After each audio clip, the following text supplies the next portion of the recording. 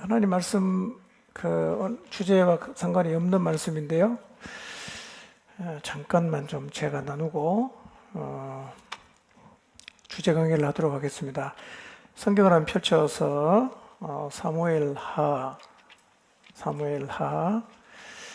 15장 30절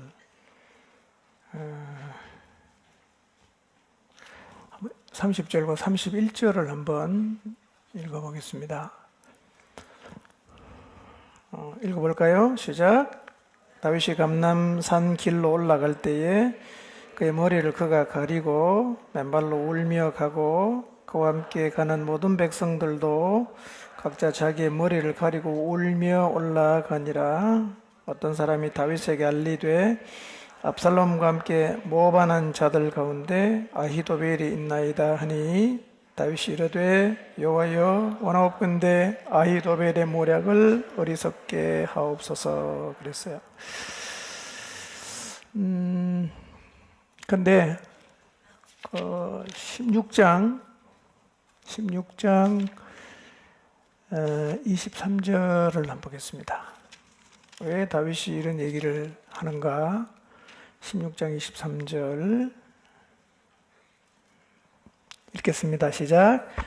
그때 아히도벨이 베푸는 계략은 사람이 하나님께 물어서 받은 말씀과 같은 것이라. 아히도벨의 모든 계략은 다윗에게나 압살롬에게나 그와 같이 여겨졌더라. 그러니까 아히도벨의 계략은 하나님에게 물어서 대답을 받은 것하고 똑같았어요.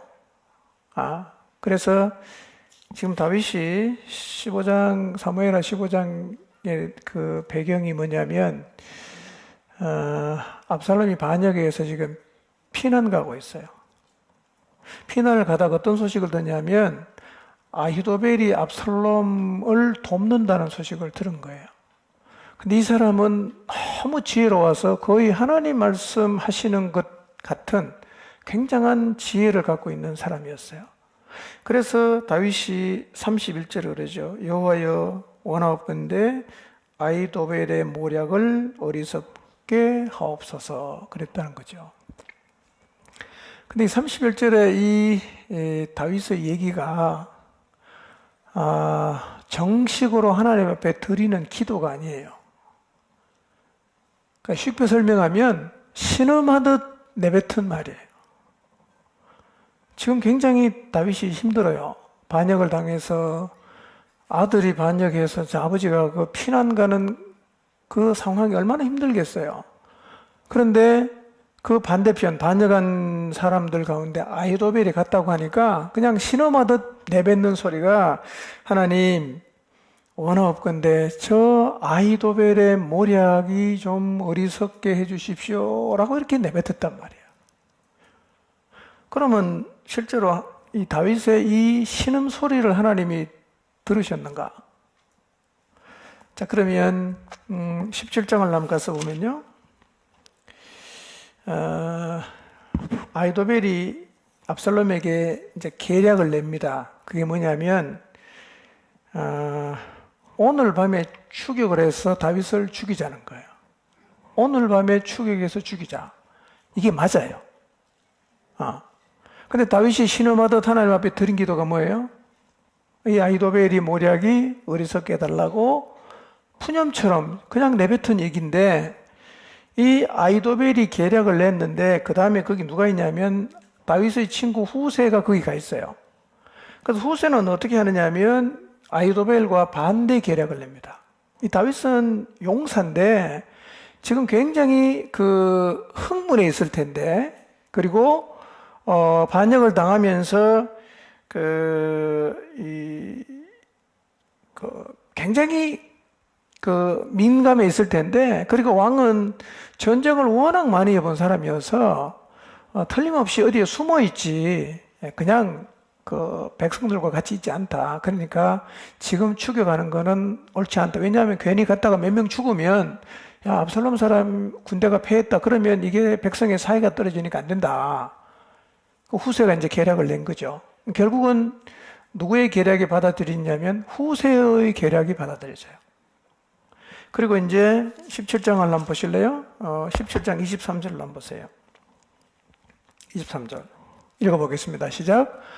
아히도벨이 자기 계략이 시행되지 못함을 보고 나귀의 안장을 지우고 일어나 고향으로 돌아가 자기 집에 이르러 집을 정리하고 스스로 목매어 죽음에 그의 조상의 묘에 장사되니라. 제가 이 말씀을 읽어드리는 이유가 뭐냐면, 여러분이 수련회를 준비하면서 하나님 앞에 그냥 정식으로 가서 무릎을 꿇고 혹은 지하실에 가서 기도했을 수도 있고요. 어떤 기도는 그런 기도가 아니라 너무 힘드니까 신음하듯 그냥 내뱉는 얘기들이 있을 거예요.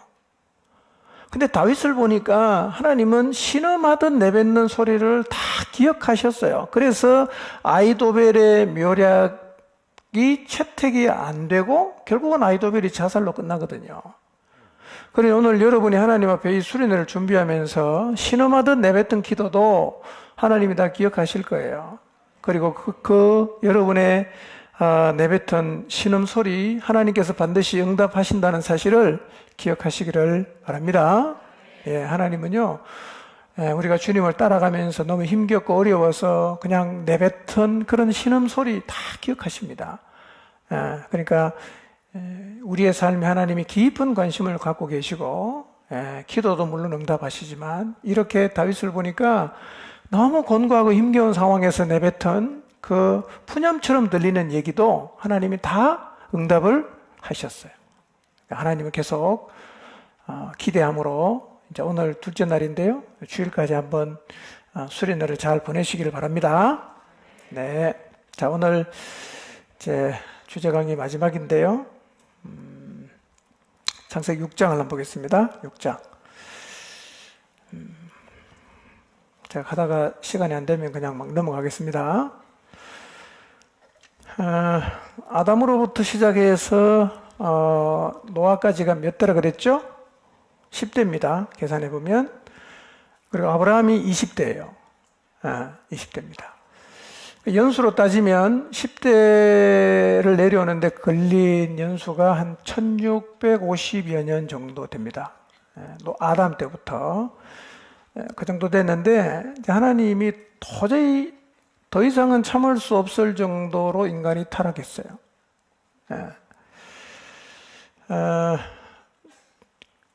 그 오후 시간에 말씀드렸지만 아담이 누구 때까지 생존했죠?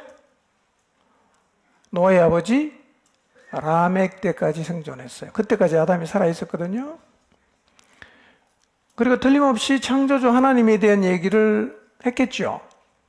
그러나 점점 커지는 이 인간의 반역의 흐름을 바꾸지를 못했고요.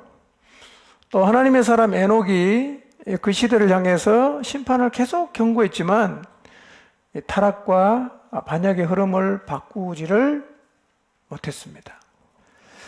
참 이게 하나님의 형상으로 지음받은 인간이요, 하나님을 떠나가면 어디까지 마음이 강팍해질 수 있는가를 우리는 이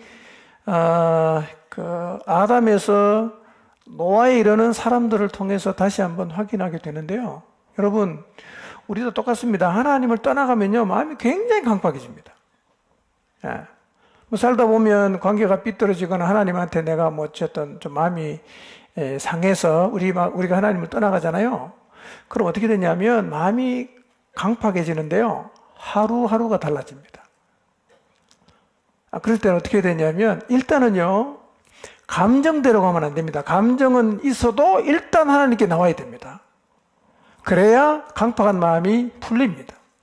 계속 버팅기면요, 결국은 뭐냐면 하나님이 심판하는 자리까지 나가거든요. 그러니까 여러분 어떻든 간에 하나님에게서 여러분의 마음이 멀어진 경우라도 가면 갈수록 마음이 강팍해지니까 빨리 어떻게 해야 돼요? 돌아와야 됩니다. 그러니까 여러분 아무리 힘든 일이 있어도 일단 기도는 계속 하려고 노력을 하셔야 돼요. 아무리 여러분의 마음이 하나님에게서 좀 이렇게 상한 그 일이 있다고 해도 성경은 계속 읽어야 됩니다. 그래야 해결책이 나옵니다. 예. 그러니까 창세기 1장에서 6장의 얘기는 하나님을 떠나갈 때 인간의 마음이 얼마나 강팍해질 수 있는가를 우리에게 보여주는 거죠. 예. 자, 6장 1절에서 4절을 봅니다. 사람이 땅 위에서 번성하기 시작합니다. 5장의 촉보를 보니까 뭐 엄청 오래 살면서 계속 나왔잖아요. 그러니까 얼마나 사람이 많아졌겠어요. 6장 2절을 한번 읽어볼까요? 6장 2절 시작. 하나님의 아들들이 사람의 딸들의 아름다움을 보고 자기들이 좋아하는 모든 여자를 아내로 삼는지라. 자, 하나님께서 사람들이 땅 위에서 번성하는 복을 주셨습니다. 여러분, 번성하는 것은 복입니다. 예, 번성은 복입니다. 이게 하나님이 주신 복이에요. 예. 근데 이제 번성해서 많아지면 하나님을 더 잘 섬기게 되잖아. 근데 어떤 일이 벌어집니까? 하나님의 아들들이 사람의 딸하고 결혼을 하게 되었어요. 이런 얘기입니다. 하나님이 복을 주셨는데 그 복이 오히려 죄된 길로 가게 하는 이유가 되었다는 겁니다. 예. 그래서 6장 2절을 보면 이게 하와가 타락했던 거하고 패턴이 똑같습니다. 보고, 좋아하고, 취하고. 이게 하와가 그 선악을 알게 하는 나무 열매를 따먹은 것하고 패턴이 똑같아요. 보고, 좋아하고, 취하고. 예. 그래서 우리가 6장 2절을 통해서 좀 기억해야 될 것은요, 하나님이 주신 복을 간직할 수 있는 실력이 필요합니다. 복을 간직할 수 있는 실력이 필요합니다. 여러분, 하나님 여러분 인생 가운데 복을 줄 때요, 하나님을 잊지 않도록 조심하셔야 됩니다. 그렇지 않으면 복이 나를 타락하게 만들어요. 복이 타락하게 만듭니다. 솔로몬도 그랬잖아요. 엄청 복을 받았어요. 근데 타락했거든요. 자, 하나님이 주신 복이 오늘 나를 하나님에게서 멀어지게 하는 것은 아닌가를 잘 돌아볼 필요가 있어요. 경제적으로 어려울 때는 참 그냥 가난한 마음으로 하나님을 열심히 찾았는데 부요해지면서, 말단에 있을 때는 참 하나님 앞에 기도도 참 많이 드렸는데 성공하면서, 승진하면서, 뭔가를 이루려고 달려갈 때는 굉장히 불안해서 하나님 앞에 기도를 많이 했는데 성취하고 나면서부터, 명예를 얻고 나면서부터, 남보다 앞서가기를 시작하면서, 그게 도리어 내가 하나님에게서 멀어지는 이유가 되고 있지는 않는지를 한번 잘 생각해 볼 필요가 있고요. 우리는 계속 돌아볼 필요가 있습니다. 여러분, 잘 될 때 조심하셔야 됩니다. 돈 많아질 때 조심해야 되고요. 성공할 때 조심해야 되고요. 남들보다 앞서 나가게 될 때 조심하셔야 됩니다. 왜냐하면 인류의 역사 속에 그때 인간들이 죄를 많이 지었어요. 많이 지었습니다. 이제 사람들이 번성하니까 하나님의 아들들이 사람의 딸들의 아름다움을 보고 이제 좋아하는 여자를 아내로 삼았는데, 하나님의 아들들이 누구이고 사람의 딸은 누구일까? 여기에 대해서 여러 견해가 있거든요. 근데 간단하게 할게요. 첫째는 하나님의 아들이 천사라는 견해입니다. 천사하고 사람이 이제 결혼해서 애를 낳았다, 이런 견해인데요. 이거는 상식에 안 맞죠? 사람하고 영은 결혼할 수가 없어요. 그 다음에 두 번째 견해는 하나님의 아들들이 누구냐면 그 당시 권력을 누렸던 지도자들이라는 견해가 있는데, 그 건동의 정서에 의하면 왕이 신격화되는 현상은 있었어요. 그렇지만 이 왕들을 통칭해갖고 하나님의 아들들이라고 부르는 예는 없었답니다. 가장 우리가 이제 많이 받아들이는 건 세 번째인데요. 그러니까 하나님의 아들들은 셋의 자손, 그 다음에 사람의 딸들은 가인의 자손, 이렇게 봅니다. 그러니까 경건한 하나님의 사람들이 불경건한 여인들과 결혼을 하면서 혈통이 더러워졌다는 거예요. 이거는 뭐 어거스틴이나 루터나 칼뱅이나 이런 종교개혁자들이 다 이 견해를 받아들였고, 전통적으로도 이 세 번째 견해가 가장 무난하다고 그렇게 이제 받아들이고 있습니다. 그 성경을 잘 보시면 4장에서는 가인의 후손 얘기하죠. 그 다음에 5장에서는 셋의 후손 얘기하잖아요. 근데 6장부터는 구분이 없어집니다. 한 덩어리 되어버렸기 때문에.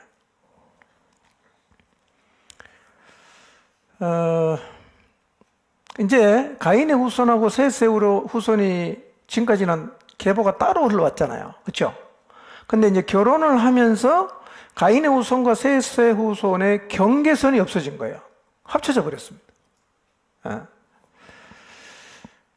자, 우리가 가인의 후손의 삶을 봤잖아요. 가인, 그 다음에 라멕, 그 다음에 셋의 후손은 에노스, 에녹, 이런 완전히 다르게 쭉 내려왔지 않습니까?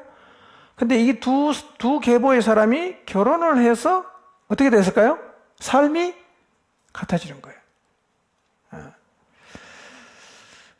아마도 극도의 타락이 일어났을 겁니다. 여러분 그러니까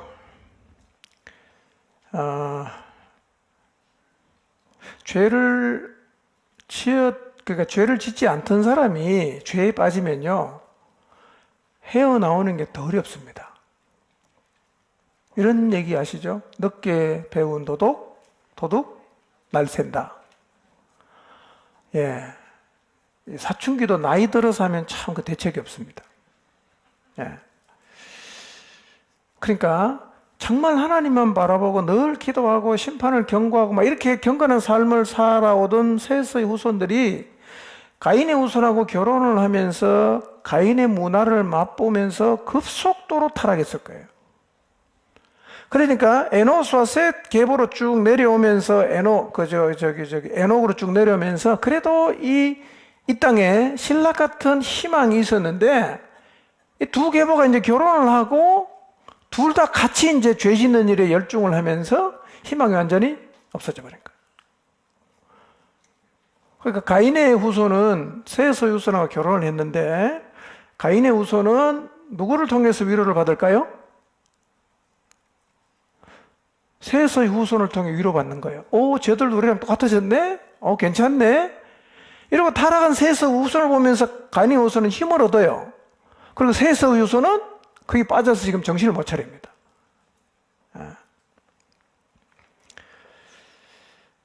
그러니까 이제는 브레이크가 없어진 겁니다. 브레이크가 없어요.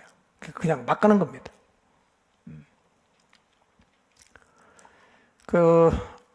아합과 이세벨의 결혼을 보시면, 아합하고 이세벨이 결혼을 해서 이스라엘이 바알의 나라가 되죠. 그 다음에 아합의 딸하고 요사밧의 딸이 결혼을 함으로 이제는 유다가 바알의 나라가 됐어요. 이 두 사례는 이 결혼이라는 것이 얼마나 심각한 영향을 주고받는가를 우리에게 보여주는 거거든요. 실제로 결혼과 함께 신앙을 잃어버리는 사람도 적지 않습니다. 자, 이렇게 두 후손이 결혼해서 이제 완전히 이제 타락길로 막 그냥 내달리니까, 이런 인간을 보시면 하나님이 이렇게 말씀하시거든요. 6장 3절. 6장 3절. 읽어보겠습니다. 시작. 여호와께서 이르시되 나의 영이 영원히 사람과 함께하지 아니하리니 이는 그들이 육신이 됨이라. 그러나 그들의 날은 120년이 되리라 하시니라. 나의 영이 영원히 사람과 함께하지 않겠다. 이유는 그들이 완전 육신이 되어버렸기 때문에. 그러니까 육신이 되었다는 말은 영이 더 이상 기능을 하지 않는 그런 상태를 얘기하는 거예요. 영이 전혀 기능을 안 해. 그리고 육체의 욕망만 기능을 하는 거예요. 그러니까 죄를 향해서 내달려가는 거죠. 그래도 하나님은 120년의 기간을 회개할 수 있는 기간으로 주시는 거예요. 120년.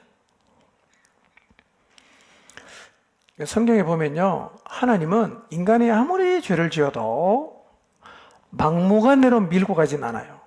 반드시 회개할 수 있는 기회를 줍니다. 우리 모두에게도 똑같습니다. 우리가 하나님 앞에 죄를 짓고 하나님이 원하지 않는 일을 하고 그냥 막 브레이크 없이 막 내달려 가도요, 하나님은 기회를 줍니다. 무슨 기회일까요? 돌아설 기회를 주는 거죠. 돌아설 기회. 우리 같으면 당장 끝냈으면 좋겠는데 하나님은 그렇게 안 하십니다. 시간을 줘요. 돌아오라고. 120년은 짧은 시간이 아닙니다. 오늘날 하나님도 우리에게 심판을 경고하고 있죠.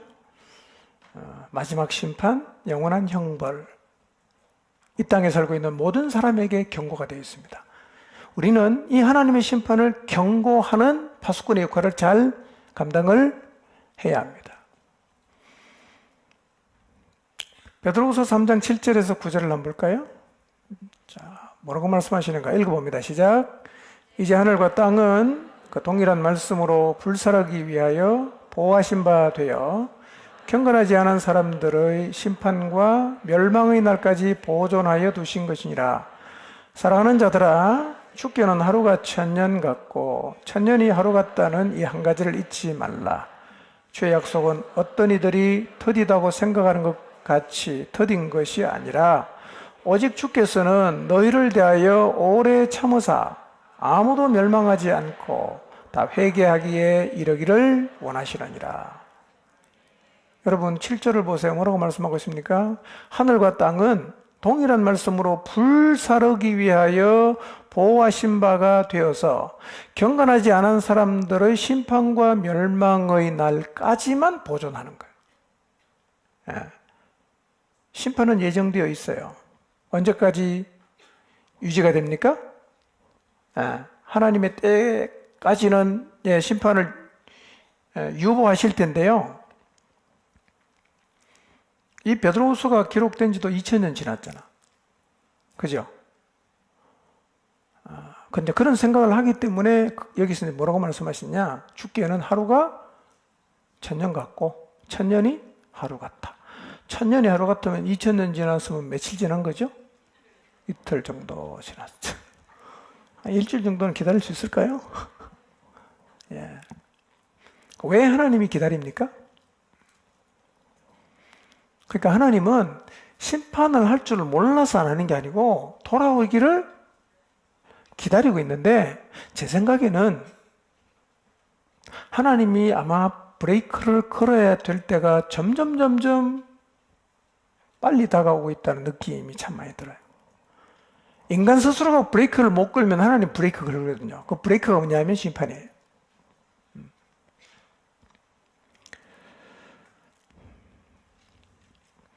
그러니까 뭐 노아 시대나 우리 시대가 비슷한 게요. 심판이 이제 목전에 있는데도 회개하기보다는 밥 먹듯이 죄를 짓죠.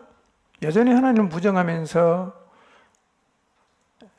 자기가 주인이 되어서 자아 성취를 지고한 손으로 여기면서 무엇이든지 눈에 보이고 눈에 보기에 좋아하면 그냥 다 취하는 이런 삶을 사람들이 살아가고 있습니다. 자, 마태복음 24장 37절에서 39절인데요. 자, 읽진 않겠습니다. 여러분, 먹고 마시고 장가 들고 시집 가는 게 문제가 아닙니다. 뭐가 문제냐면 하나님의 심판을 잊거나 무시하는 거예요. 그러니까 성경의 경고는 이겁니다. 노아 때 사람들이 노아의 경고를 받아들이는 사람이 없었죠. 인자의 때에도 그와 같을 것이다. 그런 일이 재현될 것이다. 라고 말씀을 하셨어요. 그러니까 우리는요, 심판과 멸망을 기억해야 되고, 우리 가족 중에 제일 먼저 아직도 이 사실을 모르거나 혹은 믿지 않는 이들을 위해서 하나님 앞에 기도하면서 이 심판과 멸망의 자리에서 구원을 받을 수 있도록 그들을 거기서 건져내는 일에 우리의 힘을 쏟아야 됩니다. 예외는 아무도 없거든요. 6장 5절부터 7절까지 보면 하나님이 이제 심판을 작정하시는데요. 6장 5절에 7절 7절을 한번 같이 읽어보겠습니다. 성경 펴서 창세기 6장 7절 찾으셨나요? 시작. 이르시되 내가 창조한 사람을 지면에서 쓸어버리되 가축과 기는 것과 공중의 새까지 그리하리니 이는 내가 그것들을 지었음을 한탄함이니라 하시니라 그랬어요. 인간이 잘못했는데 뭐까지 하나님 심판합니까? 피조세계까지 심판하죠. 왜 그럴까요? 인간이 지도자거든요. 만물의 영장이잖아요. 그러니까 지도자가 잘못하면 그 지휘 아래에 있는 사람들이 다 피해를 보거든요. 그러니까 사실 우리는요, 우리의 지도자를 위한 기도가 많이 필요합니다. 나라의 지도자를 위한 기도도 해야 되고요. 그 다음에 교회 안에 있는 영적인 지도자들을 위한 기도도 참 많이 필요합니다. 지도자가 넘어지면, 지도자가 잘못된 길로 가면 사실은 그 아래 사람은 다 그냥 따라가기도 있거든요. 기도가 많이 필요합니다. 죄가 가득하면 하나님의 심판이 옵니다. 근데 이 죄의 문제는 이제는 뭐 노아 때나 소돔 때 얘기만은 아닌데요. 빌리 그레이엄 목사님 아시죠? 그분이 1980년대에 이렇게 말했어요. 80년대 중반에 미국 사회를 바라보면서요. 만일 하나님께서 미국을 심판하지 않는다면 소돔과 고모라에게 사과하셔야 한다 라고 얘기를 했어요. 그 말은 뒤집으면 미국 사회의 죄 문제가 그만큼 심각하다는 겁니다. 그러니까 미국 사회의 죄가 소돔과 고모라보다 더하다 이런 의미일 수도 있는데요. 이제는 그게 미국 얘기만은 아닙니다. 한국도 거의 똑같아졌어요.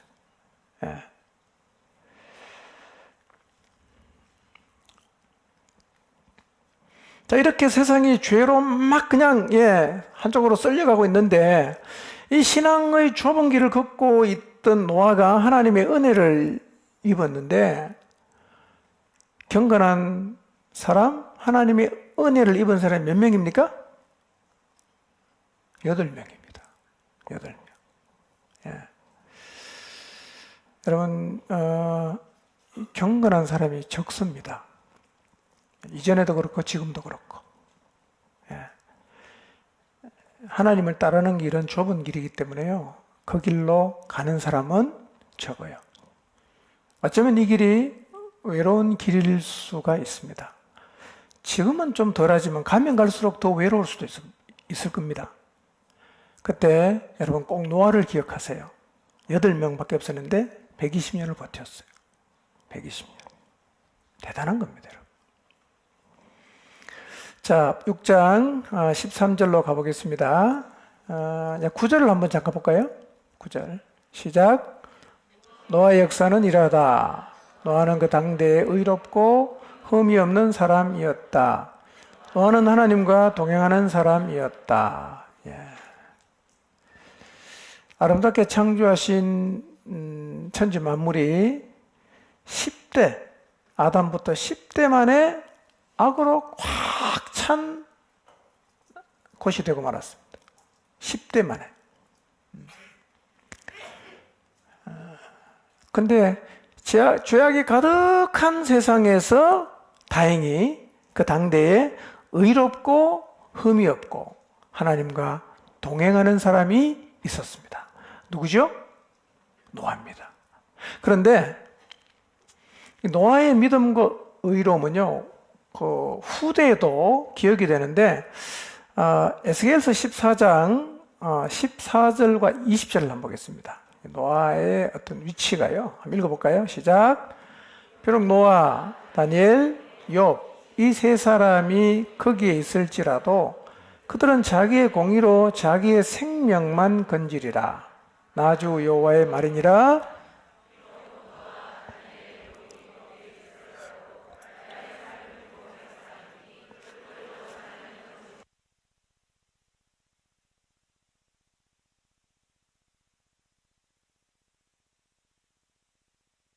에스겔 선지자는요, 노아를 구약의 대표적인 의인 중에 한 명으로 뽑고 있어요. 노아, 다니엘, 욥. 그러니까 하나님이 그 은혜를 베푸신 노아는 구약을 대표하는 의인 중에 한 명이었습니다. 신약에서도 동일하게 노아의 믿음이 모범으로 기록되고 있는데요. 히브리서 11장 7절을 보겠습니다. 읽습니다. 시작. 아직 보이지 않는 일에 경고하심을 받아 경외함으로 방주를 준비하여 그 집을 구원하였으니 이로 말미암아 세상을 정죄하고 믿음을 따르는 의의 상속자가 되었느니라. 자, 노아가 어떤 사람으로 소개됩니까? 믿음의 사람으로 소개되었습니다. 노아는 믿음의 사람이었어요. 자, 이 노아에게 하나님이 방주를 지으라고 하십니다. 방주를 지어라. 그리고 하나님의 명령을 받은 노아는 방주를 짓기를 시작했어요. 근데 방주를 지으려고 하면 한 가지 꼭 필요한 게 뭐냐면 그 시대 사람하고는 완전히 다른 삶을 살아야 돼요. 방주를 지으려면. 자, 우선 방주 그림을 한번 볼까요? 이 배는요, 네덜란드 사람인 요한 휘브라는 사람이 꿈에서 네덜란드가 홍수로 잠기는 꿈을 꿨어요. 그러고 나서 이 방주를 한번 만들어 봤어요. 예. 그러니까 성경에 기록된 치수를 정확하게 입각해서, 치수에 입각해서 방주를 지었는데요. 이 방주 짓는데 3년이 걸렸답니다. 여기 들어간 나무가 14,000그루. 그리고 이제 성경의 그 말씀대로 3층으로 지어졌고요. 길이가 얼마냐면 137m. 수용 인원은 한 1,500명 정도 되는데요.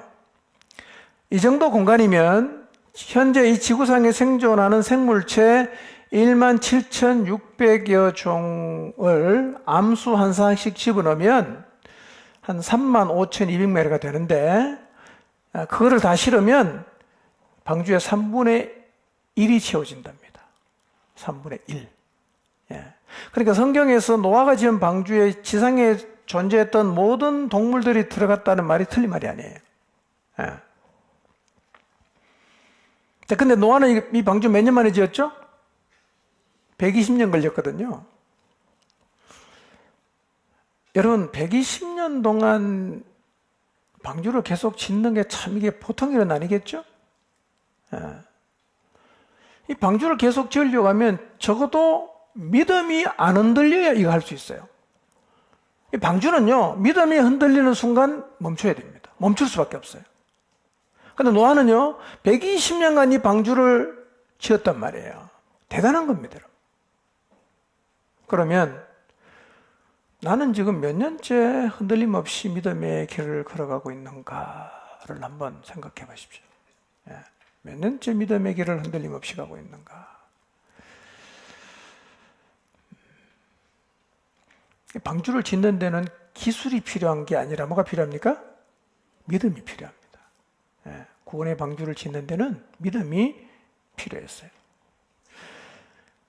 창세기 6장 22절을 보면 노아를 특징 짓는 말이 있어요. 노아를 특징 지을 수 있는 단어가 반복이 되는데 그게 뭐냐면 준행하였더라. 준행하였더라.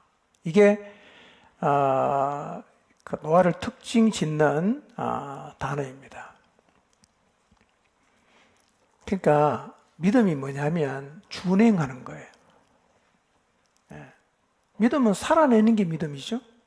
예. 우리의 믿음도 머릿속에서만 머물지 말고 살아내는 삶으로 나타나야 됩니다. 이런 믿음을 다 소유하게 되시기를 바랍니다. 자, 창세기 6장 19절 20절에 보면 방주에 들어갈 짐승이 소개되고 있는데요. 처음에 방주를 짓기 전에는요, 정결한 짐승과 부정한 짐승을 구분하지 말고 다 한 쌍씩 넣으라고 했는데, 방주가 완성된 다음에는 이 명령이 좀 더 구체화됩니다. 그래서 이렇게 말합니다. 부정한 것은 한 쌍씩, 정결한 것은 7상씩 실으라고 하십니다. 7상을 실은 이유는 뭘까요? 뒤에 가면 나오는데요. 노아가 방주에서 내려서 제일 먼저 뭐합니까? 제사 지내잖아요. 그 한 마리만 실어놓으면 그거 잡아갖고 제사 지내면 그 종자는 없어지잖아. 그래서 정결한 짐승은 7상씩 실으라고 한 겁니다. 다 하나님은 계산이 있죠?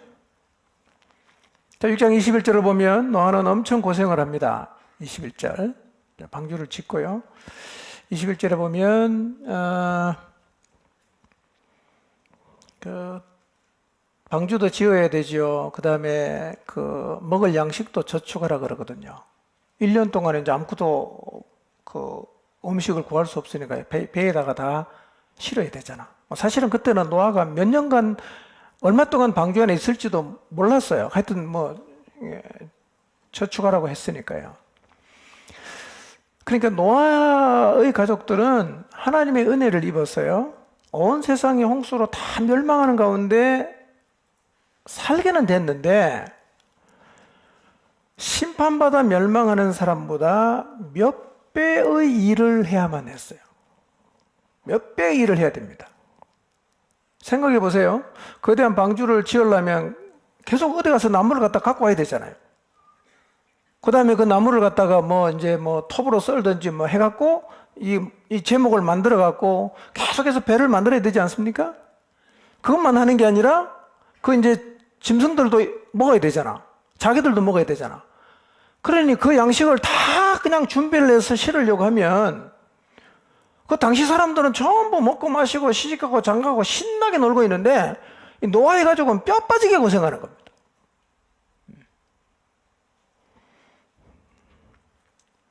그래 아마 노아의 가족이 가끔씩 이런 생각을 했을 수도 있어요.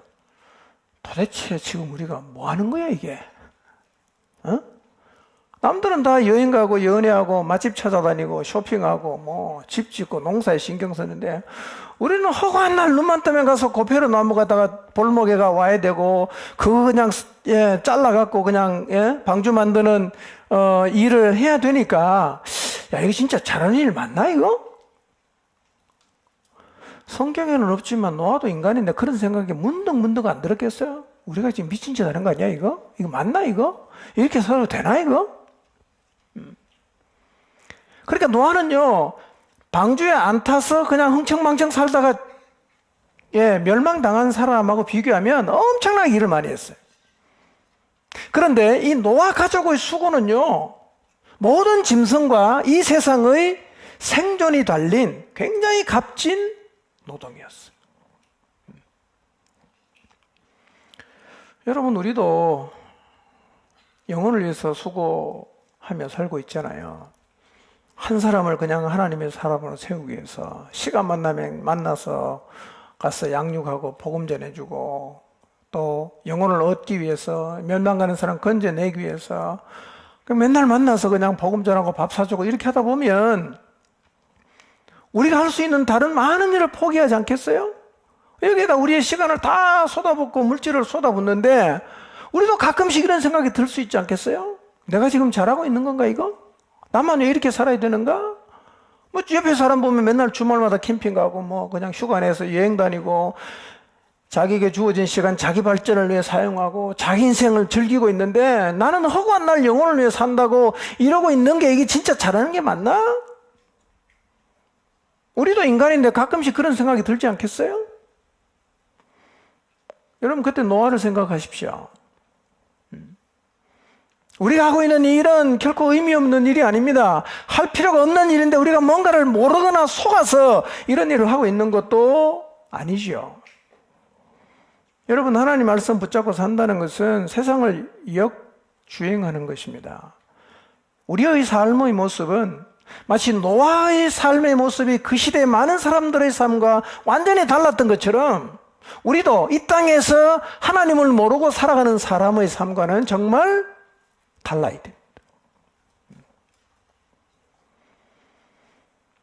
여러분 노아는 120년을 흔들림 없이 그 일을 감당하며 살았습니다. 우리도 그렇게 살기를 바랍니다. 120년만 노아처럼 살다가 그 다음에는 자유롭게 하십시오. 120년만 그렇게 하시고 자유롭게 하셔야 됩니다. 세 번역은 이렇게 번역했거든요. 노아는 하나님이 명하신 대로 다 하였다. 꼭 그대로 하였다. 이렇게 번역했어요. 노아가 이렇게 살았어요. 하나님이 명하신 대로 다 하였다. 꼭 그대로 하였다. 세 번역은 그렇게 번역했어요. 12절을.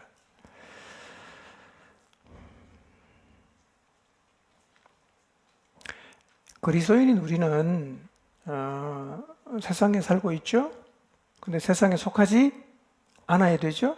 그리고 여러분 노아의 삶과 홍수 심판에 멸망을 당했던 사람의 삶은 완전히 다르잖아요. 그렇죠? 제가 이제 노아의 삶을 생각하면서 요한일서 2장 15절에서 17절에 있는 말씀을 묵상을 했는데요. 그걸 같이 좀 나누겠습니다. 자, 우리 육신에는 다 뭐가 있죠? 육체에는 다 힘이 있잖아요. 그렇죠? 뭐 살아있으면 육체 힘은 다 있어요. 예. 그런데 이 육체, 힘을 갖고 있는 육체를 가지고 세상 사람은 어떻게 사느냐면 정욕을 추구하며 살아요. 육체의 힘을 가지고 정욕을 추구하며 살아요. 쾌락을 추구하죠. 그 다음에 뭐 오락을 추구하죠. 취미생활을 추구하죠. 세상을 추구하죠. 또 누리는 삶을 추구하죠. 육체가 힘이 있으니까 하고 싶고 그런 게 있으니까 욕망이 있으니까 그걸 가지고 육체의 정욕을 추구한단 말이에요. 그러면 예수님 믿고 나면 그 육체의 힘이 다 없어집니까? 아니죠. 예수님 믿고 나도 뭐 그 힘은 똑같이 갖고 있어요. 그러면 우리는 이 힘을 어디다 쏟아야 되죠? 하나님이 우리에게 주신 육체의 힘은 어디다 쏟아야 될까요? 적어도 그리스도인은 육체의 힘을 가지고 정욕을 추구하지 않아야 된다는 겁니다. 살아있고 건강하면, 특히 젊으면 힘이 더 많아요. 이 힘을 어디다 사용해야 되냐? 우리가 가지고 있는 육체의 힘은요, 노아처럼 쓰면 돼요. 노아처럼. 하나님의 뜻을 이루는 일에 우리의 힘을 쓰면 됩니다. 구체적으로 영혼을 구원하고 영혼을 세워가고 하나님의 뜻을 이루는 일에 우리의 육체의 힘을 사용해야 됩니다. 그러니까 육체의 힘을 여러분 갖고 있기 때문에 늘 생각하십시오. 이 힘을 가지고 무엇다 쓸 거냐? 정욕이 아니라 나는 하나님의 뜻을 이루는 일에 이 힘을 쓰겠다. 늘 그 생각을 해보세요. 육체의 힘을 가지고 이게 아니라 하나님의 뜻을 이루는 일에, 사람을 세우는 일에, 하나님이 기뻐하시는 일에 나 이 힘을 쓰겠다. 늘 생각하십시오. 이게 노아처럼 사는 거예요. 특히 정욕이 왕성한 청년 여러분, 젊은이 여러분, 세상이 다 육체를 가지고 정욕을 추구하지 않습니까? 그렇게 가면 우리 영적으로 다 무너집니다. 이제 아쉬워하지 말고 그 힘을 하나님의 뜻을 이루는 일에 사용하며 살아가시기를 바랍니다. 사실은 그런 젊은 용사들이 많아야 돼요. 젊을 때 하나님 나라를 위해서, 젊을 때 하나님 주신 사명을 위해서, 젊을 때 하나님의 뜻을 이루기 위해서 육체의 힘을 사용해야 됩니다. 그 다음에 안목의 정욕인데요. 안목의 정욕은 이제 보는 것과 관련된 정욕이에요. 이제 1차적으로 보는 거, TV 보고, 유튜브 보고, 영화 보고, 드라마 보고, 다 보는 거죠. 그 다음에 2차적인 게 뭐냐면 좀 고차원적으로 삶의 질을 좀 높이려는 안목이에요. 좋은 거, 이렇게 되죠. 근데 우리가 가지고 있는 이 안목을 꼭 정욕을 위해서 사용할 필요는 없어요. 우리가 가지고 있는 이 안목을 정욕을 추구하는 데 사용하지 못하는 것을 아쉬워할 필요도 없습니다. 우리의 안목은 일단 어떤 안목을 가져야 되느냐면 영적인 세계를 바라보는 안목을 가져야 됩니다. 그런 안목으로 봐야 돼요. 예. 세상만 보지 마시고 영적인 안목으로 영적인 세계를 바라봐야 됩니다. 그러니까 그리스도인은 똑같이 쳐다보고 눈을 가지고 어딘가를 바라보고 살지만 바라보는 게 달라야 돼요. 이제 우리는 하나님의 나라를 바라보면서 살아야 됩니다. 그 안목으로 구원의 방주인 교회를 세우고 그 안목으로 영원한 멸망으로 가는 사람을 건져내는 일들을 하면서 살아야 돼요. 우리 안목으로 하나님 나라를 봐야 됩니다. 이제 여러분이 가진 안목으로 이걸 계속 보시길 바랍니다. 하나님 나라를 한번 계속 봐보세요. 하나님의 나라. 집에 있어도 안목의 정력을 추구하지 마시고 영적인 안목을 가지고 하나님의 나라를 생각해 보시길 바랍니다. 그런 관점으로 계속 좀 바라보며 살아가게 되시기를 바랍니다. 바라볼 수 있다면 그걸 위해 살 수도 있어요. 자, 지금 한번 여러분 영적인 안목으로 하나님 나라를 한번 생각해 보세요. 하나님의 나라를 한번 생각해 보세요. 눈에 보이는 세상 것만 보지 마시고 그것 말고 하나님의 나라. 그걸 계속 바라보며 살아야 돼요, 우리는요.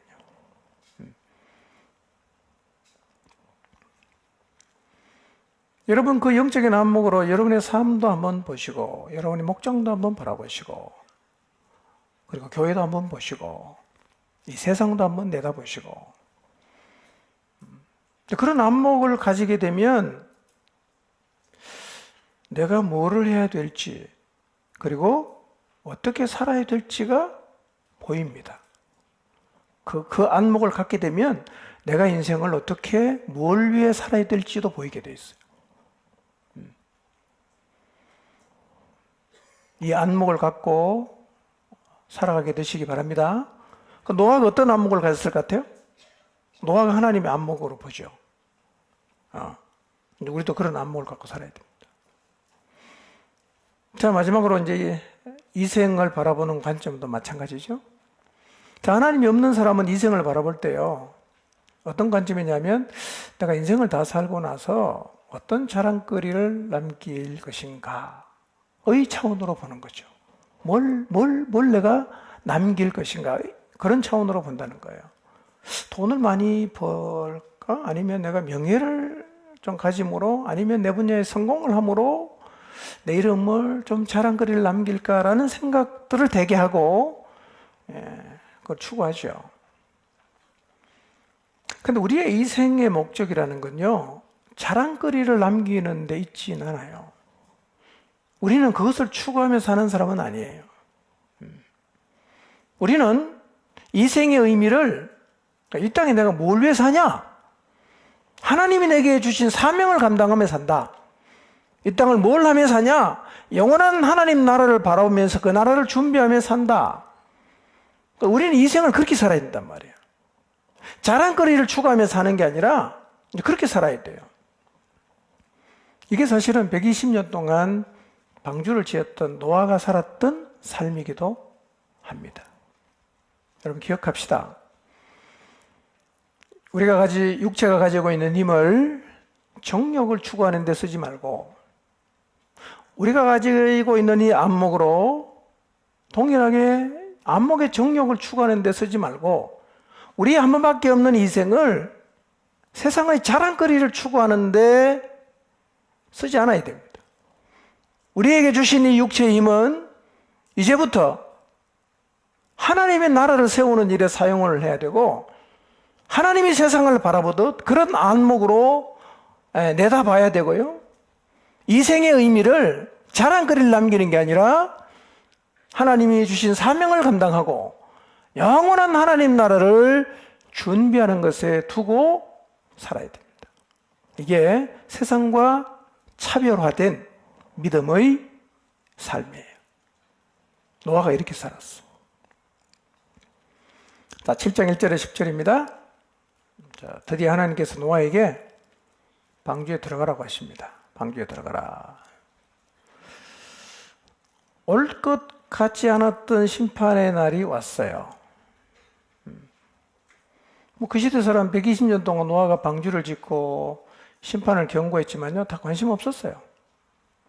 근데 그들이 관심을 갖든 안 갖든 그것과 상관이 없이 하나님의 심판 계획은 지금 진행되고 있었단 말이에요.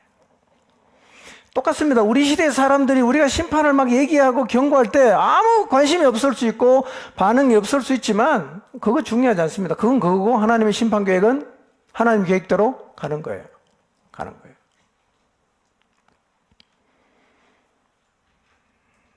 (120년) 동안 계속 외치니까 무감각에 졌을 수도 있는데요. 근데 심판의 날이 도래했다는 겁니다.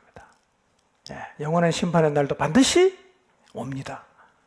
이걸 기억하시길 바랍니다. 영원한 심판의 날은 반드시 온다는 사실을 잊지 마시기를 바랍니다. 이제 방주로 들어가야 됩니다. 정결한 짐승,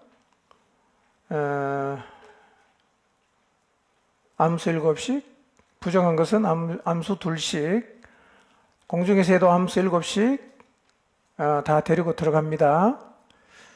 이것도 하나님은, 노아는 명령하신 대로 다 준행을 했습니다.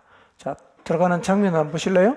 동물들이 들어간데 사자도 있고 늑대도 있고 코뿔소도 있고 뭐 다 있죠? 이때까지는 동물들이 뭘 먹고 살았죠? 다 채식했어요. 채식. 그러니까 이제 같이 있을 수 있죠. 만약에 육식을 하기 시작하면 여기서 이제 어른거리고 난리가 나는 겁니다. 예. 자, 이렇게 이제 노아가 방주에 들어간 지 7일 만에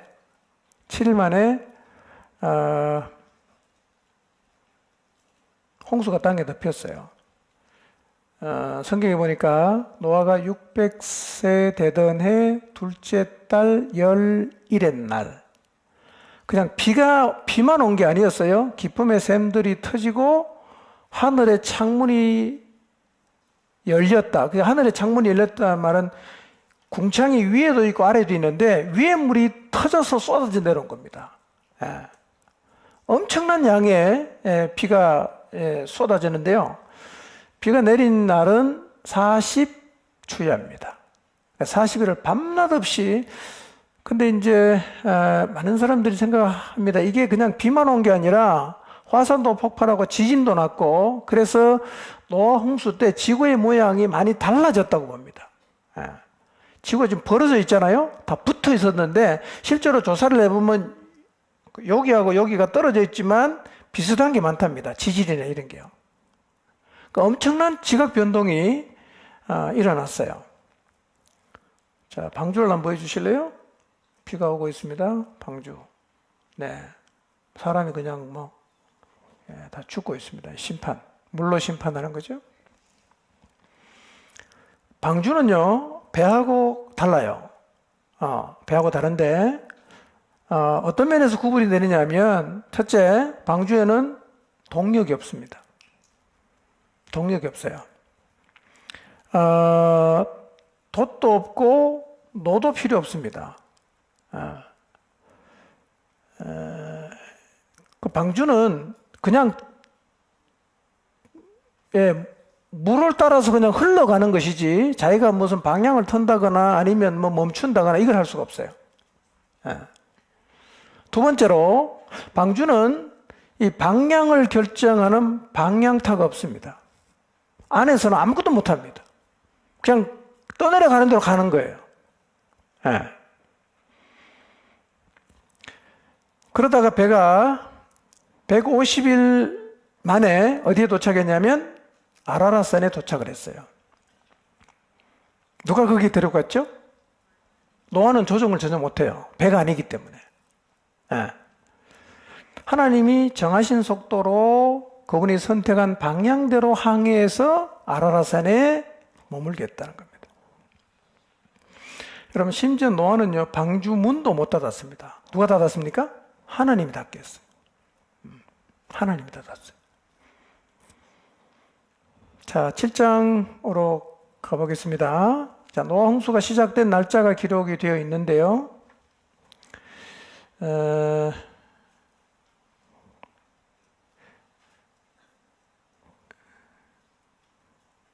7장 11절을 보십시오. 7장 11절 한번 읽어볼까요? 시작. 600세 되던 해 둘째 달 곧 그 달 11의 날이라. 그날에 큰 기품의 샘들이 터지며 하늘의 창문들이 열려 40주야를 비가 땅에 쏟아졌더라 그랬어요. 성경 창세기에서 이렇게 구체적으로 몇 월 며칠이라고 제시한 게 여기가 처음이에요. 그러니까 이거는 이 홍수가 실제로 일어났다는 것을 간접적으로 증명하는 겁니다. 일어나지 않으면 이렇게 정확한 날짜를 적을 수 없지 않겠어요? 예.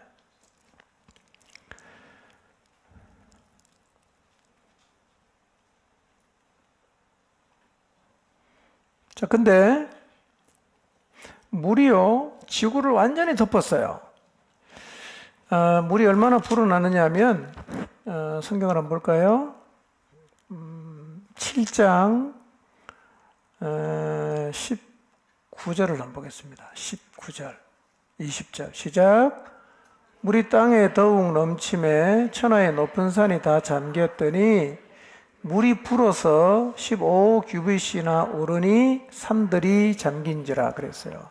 물이 이제 점점 늘어나면서 이제 낮은 산을 덮고 이제 제일 높은 산까지 다 덮었거든요. 근데 물이 제일 높은 산을 덮고 얼마 더 올랐다 그랬어요? 15규빗이 더 올랐다 그랬어요. 그러면 15규빗이 우리 메타로 환산하면 얼마냐면 1규빗이 45cm예요. 그러면 45 곱하기 15를 하면 675예요. 그러니까 노아 홍수 때 이 지구에 존재하는 제일 높은 산보다 6m 75cm 정도 물이 더 차올랐다는 거예요. 그러니까 이 지구상에 존재하는 모든 생명체는 다 죽었어요. 다 죽었어요. 고기는 안 죽었죠. 물고기는 안 죽었어요. 그러니까 하나님이 말씀하신 대로 인류는 완전히 다 죽었어요. 이제 심판이 한 번 딱 더 남았어요. 뭐죠? 불심판. 예. 아직 예수님 안 믿는 분들요, 노아 홍수 얘기는 우리에게 뭘 가르쳐 주느냐면 죄에 대해서는 반드시 하나님이 심판한다는 거예요. 반드시 심판합니다. 그리고 그 심판은 이미 예고가 되어 있습니다. 그리고 그 심판에서 우리를 구원하기 위해서 하나님은 구원자도 이미 다 보내주셨어요. 우리에게 촉구하는 게 뭐냐? 믿으라는 겁니다.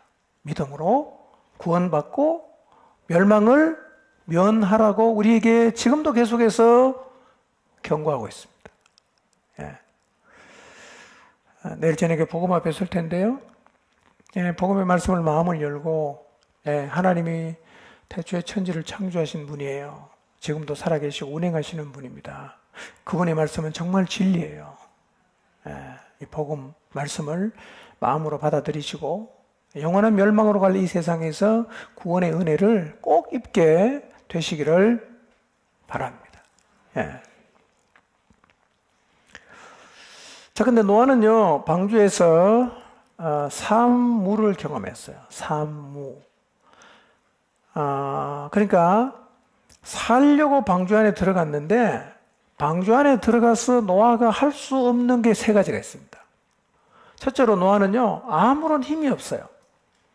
두 번째로 노아는 그 방주가 가는 방향에 전혀 영향을 미칠 수가 없어요. 그 다음에 노아는 그 방주에서 언제 나올지도 시간을 자기가 결정할 수 없습니다. 굉장히 무력하죠? 힘이 없어요. 방향도 결정 못해요. 시간도 결정 못합니다. 누가 다 결정합니까? 예, 힘도, 방향도, 시간도 다 누가 결정하죠? 하나님이 하시는 거예요. 하나님.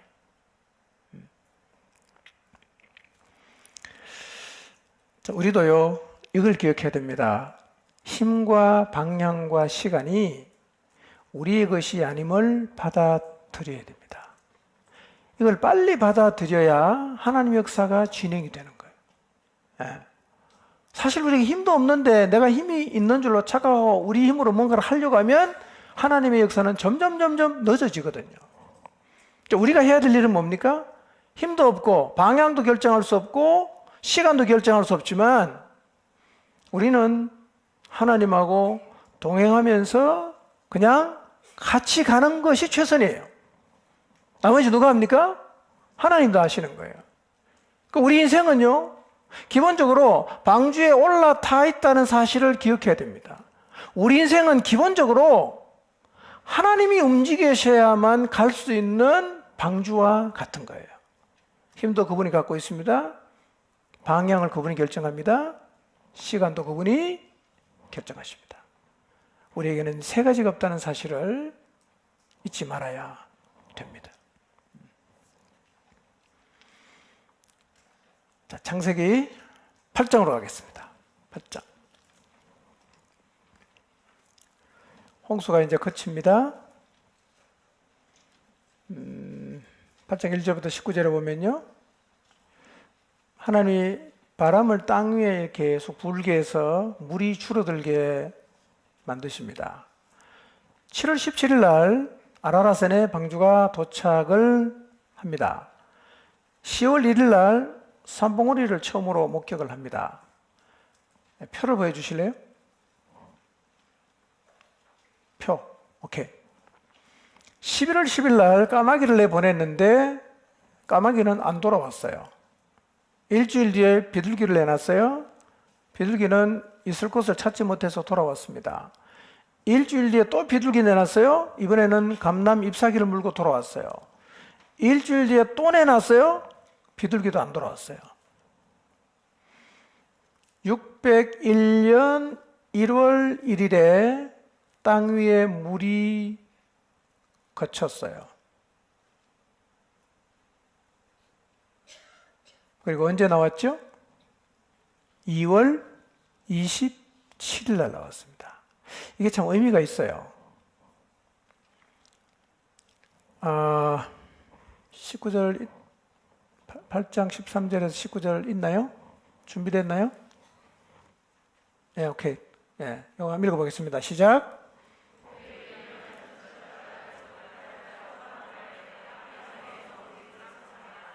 노아가 방주 뚜껑을 제치고 본즉 지면에서 물이 거쳤더라. 둘째 날 20일의 날에 땅이 말랐더라. 하나님이 노아에게 말씀하여 이르시되 너는 내 아내와 내 아들들과 내 며느리들과 함께 방주에서 나오고 너와 함께한 모든 혈육 있는 생명 곧 새와 가축과 땅에 기는 모든 것을 다 이끌어내라. 이것들이 땅에서 생육하고 땅에서 번성하리라 하시매 노아가 그 아들들과 그의 아내와 그 며느리들과 함께 나왔고 땅 위의 동물 곧 모든 짐승과 모든 기는 것과 모든 새도 그 종류대로 방주에서 나왔더라 그랬어요. 자, 물이 언제 말랐죠? 물이 거쳤죠? 1월 1일 날. 나오긴 언제 나왔죠? 2월 27일 날. 그러니까 땅에 물이 다 거친 다음에 노아가 방주에 몇 달 더 있었어요? 2달 더 있었거든요. 이 칼빈은 이렇게 말했어요. 노아가 방주 안에는 사실은 그 한번 생각해 보세요. 짐승들 그냥 똥 치워야 되지요. 하여튼 뭐 그거 사실은 쉽지 않은 것이지 않았겠어요. 생각해 봐도. 그러면 얼마나 빨리 나오고 싶었겠어요. 그런데요. 1월 1일 날 방주 뚜껑을 열어보니까 땅에서 물이 다 거쳤는데도 노아는 안 나갑니다. 언제 나갑니까? 2월 27일 날 나갑니다. 그러니까 2달 동안 안 나가요. 2월 27일 날 하나님이 허락하고 나서 노아가 방주에서 나갔다는 거예요. 그러니까 이건요, 노아가 얼마나 하나님 앞에 철저하게 순종하는 사람이었는가를 보여주는 거예요. 이 방주 생활을 생각하면 정말 지긋지긋할 만도 한데 노아는 하나님의 허락이 없이는 한 발짝도 안 떼는 사람이에요. 1월 1일 날 물이 거쳤는데 2월 27일까지 계속 방주에 머물러 있다가 하나님이 나가라고 하니까 그때 노아가 나갔어요. 노아는요, 철저한 순종의 사람이었어요.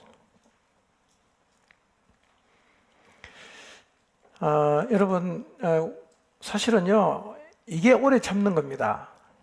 1월 1일부터 2월 27일까지 참는 게 이게 진짜 오래 참는 겁니다. 사실은 방주 안에 2년, 3년 있어도 그거는 사실은 참을 수 있어요. 근데 물이 거쳤는데도 2달을 기다리는 거, 이게 사실은 힘들거든요. 우리도 사실은 이런 노아의 인내를 배워야 됩니다. 내 생각에 때가 다 된 것 같은데 왜 하나님 일 안 하실까? 사실은 그때는요, 하루를 기다리기가 힘들거든요. 여러분, 하나님 앞에 기도하고 내 생각에 이때쯤 하면 되겠지라고 생각하고 뭔가 조짐을 보이고 있지만 내가 원하는 결과가 나오지 않는 그때가 사실은 제일 기다리기 힘들어요. 노아는요, 진짜 끝까지 기다렸어요. 2달. 도합 방주에서 1년 남짓 있었는데요, 사실은 그 전에 10개월보다 2달이 훨씬 더 노아에게는 기다리기 힘든 시간이었을 거예요. 그러니까 노아는 그대로 순종합니다. 그대로. 노아의 오래 참음을 배울 필요가 있습니다. 자, 이제 노아가 방주에서 내려옵니다. 방주에 내려온 그림 보세요. 8 식구가 하나님 찬양하죠? 동물들이 내려오고 있습니다. 얼마나 감격스러웠을까요? 여러분, 노아가 방주에서 나와서 제일 먼저 한 일이 뭔지 한번 볼까요? 제일 먼저 한 일이 뭐죠? 8장 20절 한번 보겠습니다. 시작.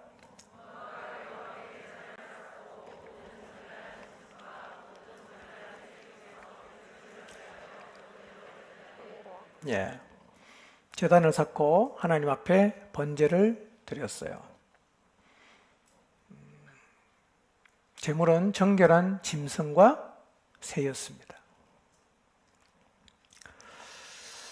자, 노아의 감사 제사는 마땅한 거죠. 그렇죠? 그 방주에서 하나님이 자기 가족을 구원해서 그 홍수로 멸망하는 가운데서 구원해 줬으니까 너무 감사한 거 아닙니까? 그래서 사실은 방주에서 내려온 노아는 하나님 앞에 감사의 제사를 드리는 게 100번, 1000번 마땅한 일입니다. 그런데 이 자리에서 하나님에게 감사하기보다는 오히려 자신의 수고를 부각시키는 실수를 할 수가 있어요. 여러분, 우리가 놀라운 구원의 은혜를 입었지만 그 구원의 은혜를 감사하기보다는 내가 하나님이 주신 사명을 위해서 수고하고 헌신한 것을 우리가 부각시킬 수 있어요. 그리고 그 수고와 헌신에 대한 보상을 하나님에게 요구할 수도 있습니다. 이건 아주 잘못된 태도입니다. 그래서 마치 노아가 방주에서 내려와서 자기를 구원해 주신 하나님 앞에 감사의 제사를 드리기보다는 하나님, 저 방주에서 이만큼 고생했어요. 아시죠? 갚아주세요.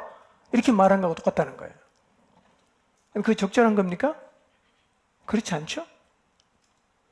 우리가 우리를 구원해 주신 하나님의 은혜를 잊어먹고요, 우리의 수고를 부각시키면서 오히려 하나님 앞에 구원의 은혜에 대한 감사보다는 불평하고 하나님께 뭔가 요구하고 따질 수도 있어요. 실제로 그런 실수를 많이 합니다. 여러분, 방주 안에 노아가 많이 고생했을 거예요. 그 많은 짐승 다 그냥 먹이를 줘야 되고 똥 치우고 얼마나 힘들었겠어요. 충분히 자기의 수고를 부각시킬 수도 있을 것입니다. 노아는요, 방주에서 나와서 자신이 한 수고를 하나님께 다 얘기하면서 하나님 갚아주세요 이렇게 말한 게 아니라 구원해 주신 은혜를 생각하면서 전심으로 감사하고 하나님 앞에 번제를 드렸습니다. 그러니까 노아는 뭘 잊지 않고 있냐면 하나님이 자기를 구원하신 은혜를 잊지 않았어요. 여러분, 우리를 구원하신 이 구원의 은혜를 잊지 마시기를 바랍니다. 늘 우리는 하나님이 우리에게 허락해 주신 이 구원의 은혜를 감사하면서 살아야 됩니다. 절대로 구원의 은혜를 입고 살아가는 성도로서 하나님 앞에서든 사람 앞에서든 여러분이 주님을 위해 좀 수고하고 헌신한 걸 자꾸 드러내고 부각시키지 않게 되시기를 바랍니다. 그보다 훨씬 더 큰 은혜가 뭐냐면 구원의 은혜입니다. 여러분의 수고를 누가 알아주지 않는다고 힘들어하고 불평하고 원망하고 하나님이 주신 구원의 은혜는 온데간데 없고 내가 조금만 주님의 수고하면 그걸 계속해서 떠벌리면서 이만큼에는 왜 안 알아주는가라는 이런 태도는 방주에서 노아가 내려와서 구원해 주신 은혜를 감사하지 않고 자기의 수고를 부각시키는 거하고 똑같은데 그거는 사실은 올바른 태도가 아니라는 겁니다. 여러분 주님 앞에 서는 날까지 하나님이 우리에게 주신 놀라운 구원의 은혜를 감사하며 살아가시기를 바랍니다. 이거보다 자꾸 여러분의 수고가 이 구원의 은혜 위에 올라가지 않게 하시기를 바랍니다. 자, 노아가 드린 번제를 하나님이 받으세요. 두 가지 약속을 하십니다. 첫째, 인간 때문에 땅을 저주하지 않겠다고 약속하십니다. 인간 때문에. 무슨 의미입니까? 인간은 어릴 때부터 마음이 약하니까 또 나쁜 짓 하겠지만 또 악한 일을 하겠지만 그러나 그런 인간 때문에 내가 이 땅을 저주하지 않겠다. 이렇게 첫 번째 약속하십니다. 두 번째 약속.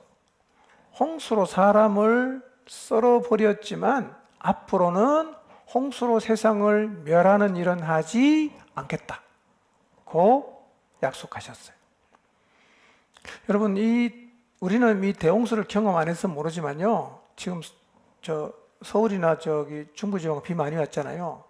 물난리를 경험하고 나면 비 조금만 와도 굉장히 가슴이 두근두근하죠. 그리고 노아 같은 경우는 그 대홍수를 경험하고 인류가 멸망하는 걸 경험했으니까 비만 내리면 가슴을 쓸어내리지 않겠어요? 그래서 하나님이 노아에게 주신 약속이 뭐냐면 내가 다시는 물로 세상을 심판하지 않겠다고 약속하시는 거예요. 그러니까 여러분 비가 아무리 많이 와도 한 부분은 잠길 수 있지만 이 세상 전체를 하나님이 물로 심판하는 일은 안 하겠다고 약속하셨고 지금까지 지켜오고 있죠. 자, 이제 그래서 이 두 가지 약속을 보장하는 증표로서 이제 말씀하십니다. 8장 22절 한번 볼까요? 8장 22절 읽어보겠습니다. 시작. 땅이 있을 동안에는 심음과 거둠과 추위와 더위와 여름과 겨울과 낮과 밤이 쉬지 아니하리라. 매년 계절이 제때 찾아오는 것, 이거 하나님의 축복이고요. 매년 계절이 찾아오는 것은 하나님이 노아의 가족에게 하신 약속을 기억하고 계신다는 증거입니다. 자, 9장으로 가볼까요? 자, 9장 1절부터 7절까지를 쭉 읽어보면 하나님이 이제 노아에게 복을 주십니다. 이 복은 똑같습니다. 아담에게 내린 복과 똑같이 생육하고 번성하고 땅에 충만하라. 하나님의 본심은요, 인간을 축복하는 거예요. 너무 인간 좋아하시거든요. 이게 하나님 본심이에요. 그리고 번성하는 게 축복이지 않습니까? 그러니까 이 자녀를 얻는 것은요, 창조 때부터 변함없는 하나님의 축복입니다. 어제 전혀 감동을 못 받으신 것 같아요.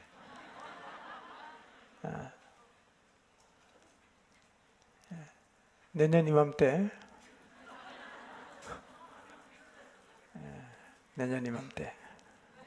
기도하고 기다리겠습니다. 자, 그리고 축복의 두 가지를 하나님이 더해 주십니다. 첫 번째, 모든 생물이 인간을 두려워할 것이다. 자, 홍수로 인해서 새로 시작되는 세상은 처음 세상과는 많이 달라집니다. 인류가 죄로 완전히 이제 오염을 시켜놨기 때문에요. 이제 세상은요, 에덴 동산이나 그 처음 하나님이 세상을 만드셨을 때는 모든 동물들은 아담에게 다 순종했거든요. 이제는 어떻습니까?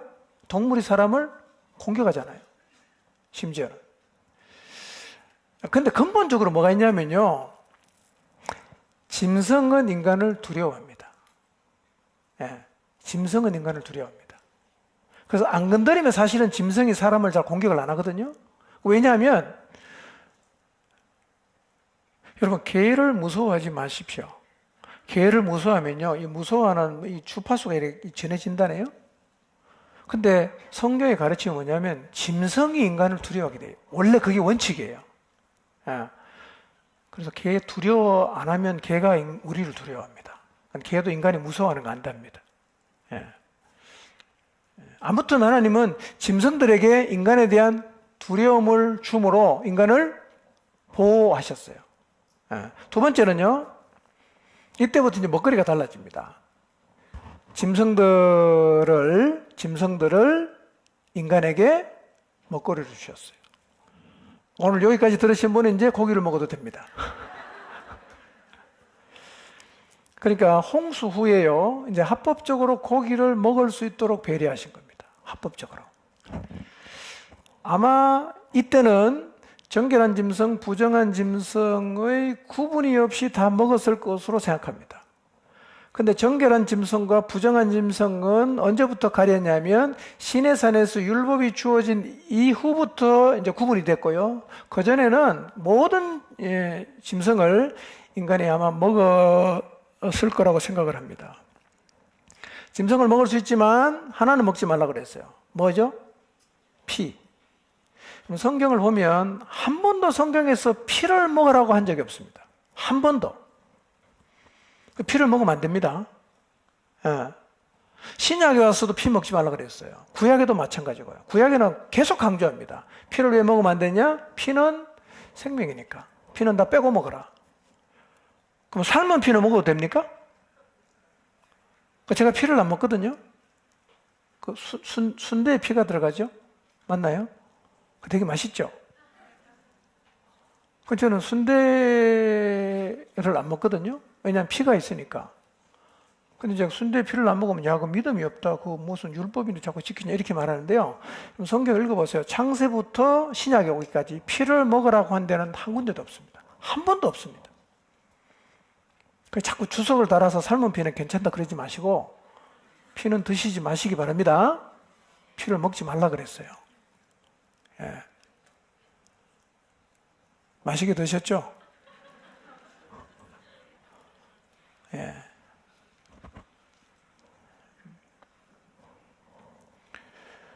자, 그러면 9장 3절, 5절, 3, 4, 5절 한번 읽어보겠습니다.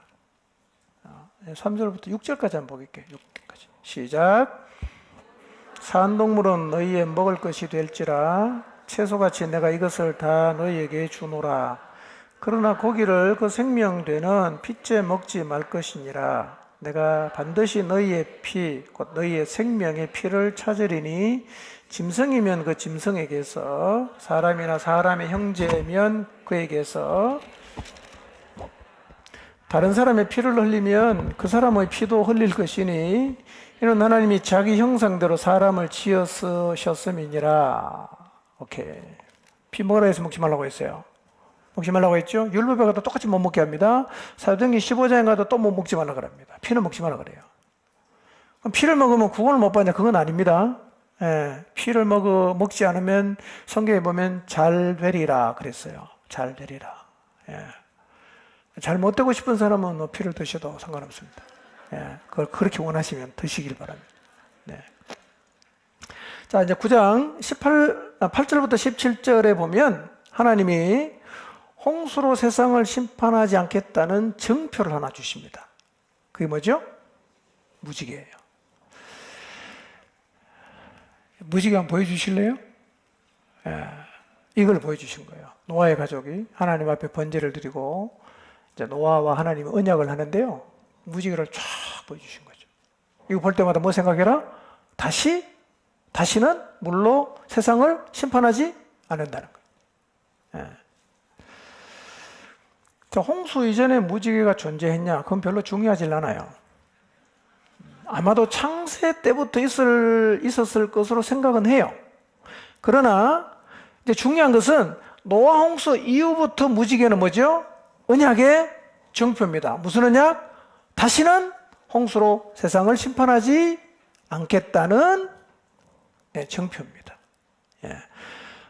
요즘도 가끔씩 보면 비가 온 다음에 그냥 뭐 무지개가 쫙 나타날 때 있죠. 그죠? 그때는 뭘 기억해야 되죠? 무지개 언약을 우리가 기억해야 됩니다.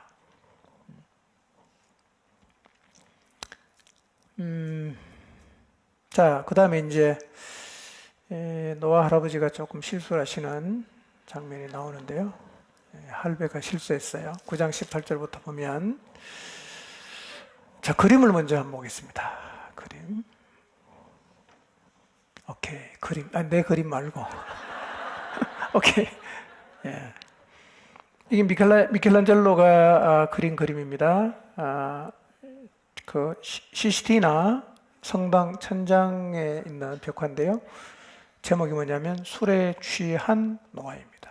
술에 취한 노아. 누가 함이죠? 이 손가락질 봐라 이렇게 하고 있죠. 뒤에 이제 셈하고 야벳은 어떻게 하죠? 이불을 태고 안 보잖아요. 뒤로 두르잖아요. 예. 노아와 그의 아들들 사이에서 일어난 일입니다. 노아가 농사를 시작해서 포도나무를 심었고 포도 추수를 해서 이제 포도주를 마시고 취해서 그 장막 안에서 벌거벗었어요. 가나안의 아버지 함이 아버지 하체를 보고 밖에 나가서 두 형제에게 아버지가 지금 방에서 저러고 계신다. 이거를 이제 알렸어요. 그러니까 이 셈과 야벳은 옷을 가져다가 어깨에 메고 뒷걸음질 칩니다. 뒷걸음질 칩니다. 그리고 아버지 하체를 덮었어요.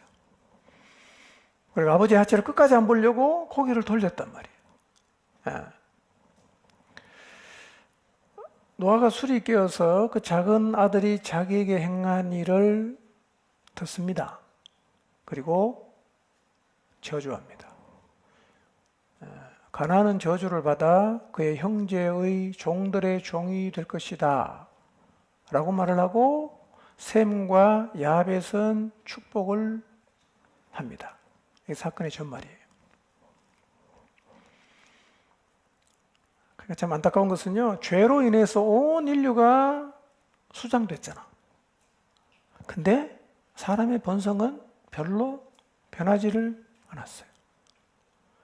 그러니까 정말 하나님의 은혜가 아니면 경건하게 살 수 없다는 사실을 우리가 노아를 통해서 보는 거죠.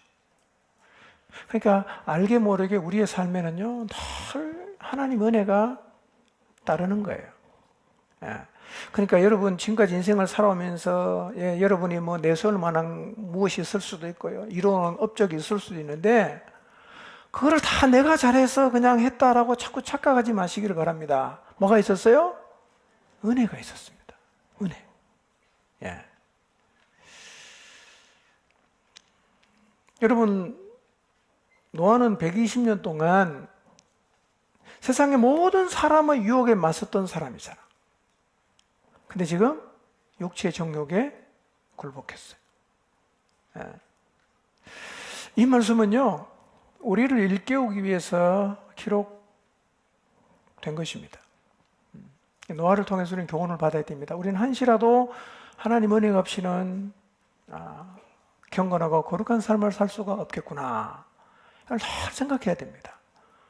단 하루도 하나님의 은혜 없이는 살아갈 수 없어요. 은혜 안에 늘 거해야 되죠. 기도해야 되고 또 하나님 말씀을 마음에 담고 그러면서 그 하나님 은혜 가운데 살아가지 않으면 언제 우리의 삶이 노아처럼 이렇게 실수할지 몰라요. 그리고 또 하나 우리가 이 사건을 통해서 기억해야 되는 것은 우리도 바리새인처럼 이 노아를 심판하는 자리에 앉으면 안 된다는 것입니다.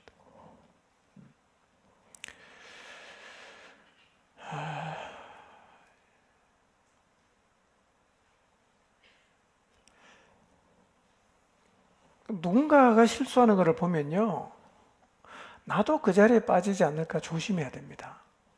그 사람이 빠진 자리면 나는 빠질까요, 안 빠질까요? 다 비슷합니다, 여러분. 다 비슷합니다. 그러잖아요. 자식을 키우는 사람은 함부로 남의 자식 욕 못한다고. 그래서 남의 자식 제일 자신 있게 욕하는 사람 누군지 아십니까? 결혼 안 한 사람이에요. 막 욕합니다. 애 키워봐. 입이 그냥 탁 다물어집니다. 아무 말도 못해. 왜냐하면 내 아이는 더 속색이거든. 그러니까 우리는요, 누구라도 심판하는 자리에는 서지 않아야 됩니다. 다 비슷하기 때문에. 내가 저 사람을 심판했는데 내가 그 자리에 설 수 있습니다. 우리는 서로를 우리가 비난하고 정죄하고 심판하는 자리에 설 수 있는 존재가 아니에요. 똑같기 때문에. 그러니까 다른 사람의 실수를 보고 나도 저 자리에 빠지면 안 되겠다라고 다시 한번 자기를 되뇌어야지 손가락을 자꾸 이 상대를 향해서 가지 않아야 됩니다.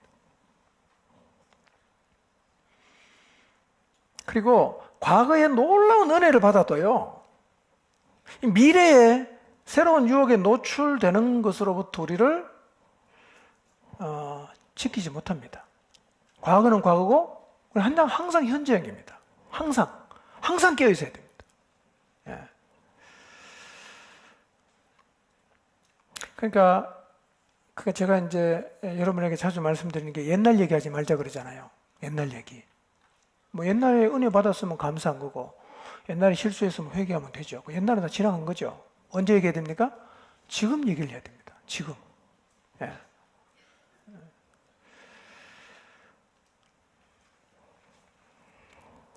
남의 허물은 어떻게 다루어야 할까요?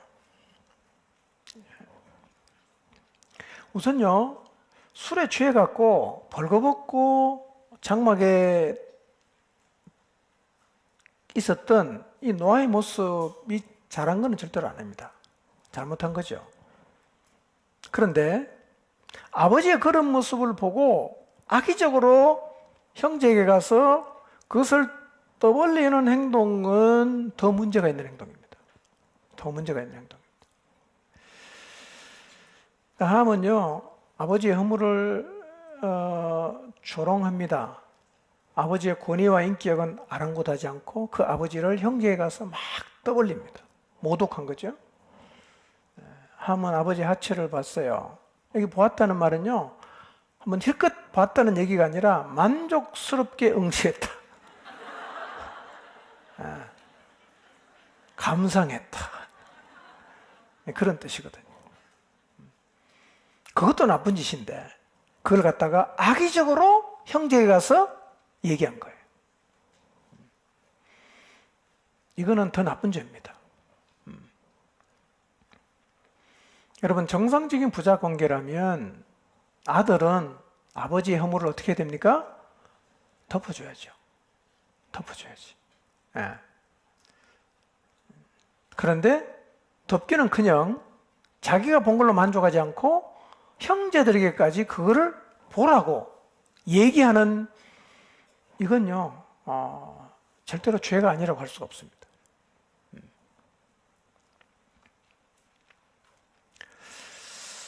우리가 이 일을 통해서 좀 생각해 볼 필요가 있는 게, 공동체 안에서 지도자의 허물을 보았을 때 혹은 지체들의 허물을 보았을 때 그 허물을 어떤 자세로 대해야 하는지를 배워야 합니다. 두 사람의 행위의 결과를 보십시오. 덮어주는 사람과 떠벌리는 사람, 다른 결과가 오지 않았습니까? 여러분, 형제의 허물을 덮어주는 자들이 되시기를 바랍니다. 덮어줘야 돼. 예. 자, 창세기 10장으로 갑니다. 이제 오늘 제가 여러분이 너무 잘 따라와서 제가 더 못할 줄 알았는데 다 할 수 있게 됐어요. 자, 10장. 자, 10장이 왜 중요하냐면, 우리가 이제 아담하고 실제 우리가 연결이 잘 안 되잖아. 그거는 뭐 그냥 신화 같은 생각을 할 수 있고요. 또 에덴 동산하면 그거 뭐 그냥 성경만 말하는 거지 실제로 뭐 있었겠나? 근데 우리가 이제 에덴 동산이 있었을 것으로 추정하는 거 한번 봤죠? 두 군데를 이제 추정합니다. 그러니까 이 에덴 동산이 동화 속에 나오는 얘기가 아니라 실제로 존재를 했어요. 그 다음에 아담의 10대 손 노아 때 인류가 다 죽었고 이제 새롭게 인류가 시작하는데 누구를 통해 시작하죠? 노아를 통해 시작하죠. 그런데 이 노아의 후손이 퍼져 나간 것을 보면 우리가 노아의 후손이 확실해요. 그게 무슨 얘기냐면 성경에서 말하는 하나님의 창조가 우리에게 다 있다는 거예요. 예. 신화 같은 얘기가 아니라 실제로 그 하나님의 창조하고 쭉 역사로 연결해 보면 우리가 다 있는 거예요. 예. 그래서 10장의 의미는 뭐냐면 실제로 노아의 후손들이 어떻게 퍼져갔는가를 보면 우리가 노아의 후손인데 우리는 노아의 세 자녀 중에 누구 후손일까요? 누구 후손이 되고 싶습니까? 함의 후손입니까? 안 되고 싶죠? 우리는 셈족 계열의 후손으로 이제 보는 거죠. 자, 그래서 이제 노아의 후손 보면 70종족이 나오는데요.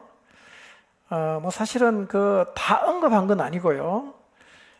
이스라엘 족상 아브라함이 받을 그 약속의 땅을 중심으로 해서 인근 지역과 그 다음에 이스라엘 역사에 큰 영향을 끼친 족속들을 쭉 제시를 하는데 이게 70족속이 소개되고 있는데 이것은 상징적 의미가 있습니다. 완전수거든요. 완전수로 이게 이제 상징적 의미가 있는데 그러니까 10장을 통해서 우리가 기억해야 될 것은 노아의 세 아들에게서 이 지구상에 존재하는 모든 족속이 퍼졌다는 거예요. 여러분 누구 후손입니까? 노아의 후손이에요. 그러니까 아담이나 노아 이런 사람이 다 신화적인 존재가 아니고 실제로 추적에 올라가면 다 닿아요. 자, 족보를 한번 볼까요? 이게 이제 노아의 후손인 셈, 함, 야벳의 족보인데요. 70종족이에요. 야벳 족속이 몇 종족이죠? 14종족이죠? 안 보입니까? 보이죠? 안 보여요? 보입니까? 이제는 눈이 흐릿할 때가 됐어요. 자, 함 족속은 몇 족속이죠? 30족속입니다. 셈 족속은 26개 쭉 내려가는데요. 셈이 큰아들이고요. 그 다음에 야벳이 둘째 아들이고 그 다음에 함이 셋째 아들입니다. 셈, 야벳, 함. 셈, 야벳, 함. 우리는 장자인 셈족 계열인데요. 함 종족에 보시면 중간에 빨간 거 쭉 내려가면 가스루힘에서 블레셋이 나왔다. 그 성경에 이제 이스라엘하고 맨날 전쟁했던 블레셋 있죠. 그 누구 후손입니까? 함의 후손이죠. 그 다음에 뭐 여기 소돔과 고모라 이것도 다 함족이고요. 그 다음에 셈 종족으로 한번 가보세요. 셈 종족. 여기서는 안 나와있네.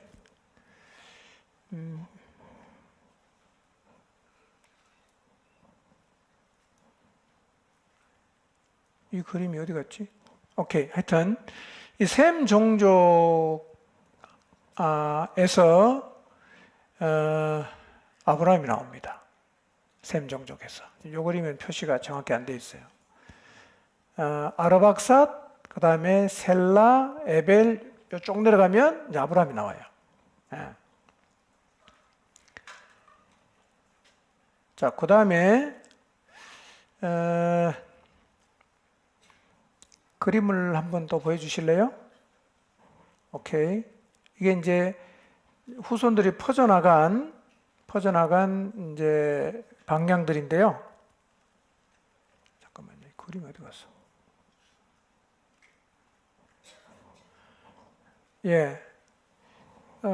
셈의 후손들은 아시아 쪽으로 쭉 많이 퍼져나갔죠?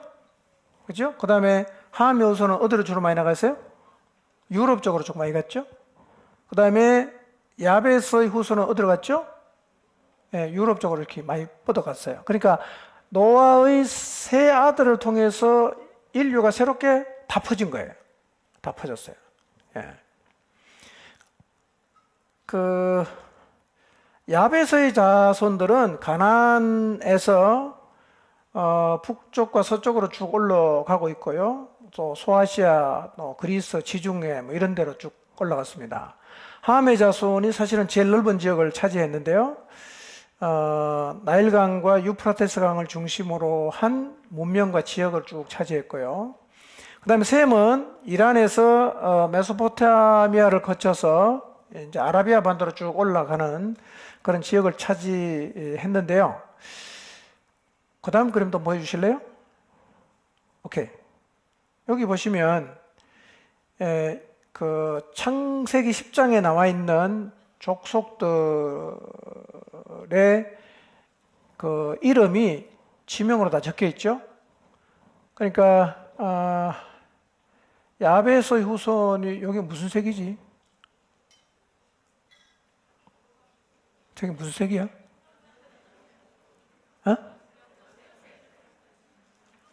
연두색. 오케이.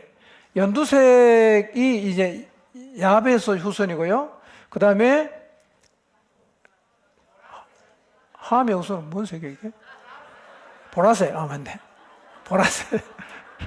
그럼 셈의 후손은 빨간색. 빨강색. 예. 전 색깔을 잘 모르겠어요. 무슨 색인지는 알겠는데 이름을 잘 모르겠어요. 이렇게 이제 퍼져나갔다는 겁니다. 이 그림을 보여주는 이유가 뭐냐면 노아의 후손이 결국은 온 세상에 다 퍼졌다. 그걸 기억하라고요. 그러니까 그 성경에 나와 있는 창세기 아담이나 뭐 노아나 아브라함이나 이런 사람들의 이야기가 우리랑 전혀 상관없는 이야기가 아니라는 겁니다. 다 연결되어 있어요.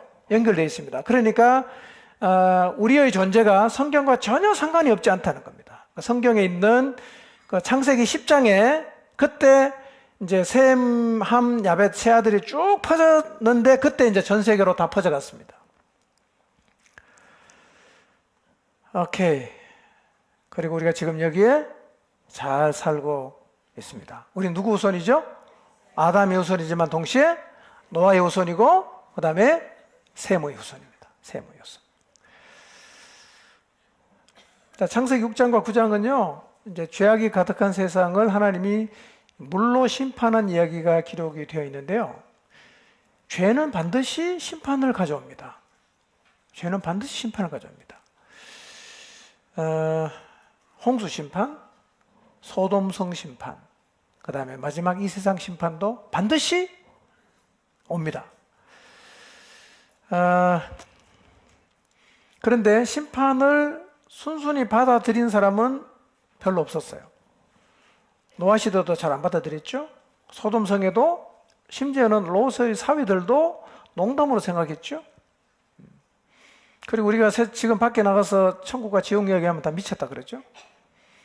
그렇지만 우리는 우리를 창조하신 하나님 말씀을 마음에 담고 이제부터 노아처럼 살아가야 합니다.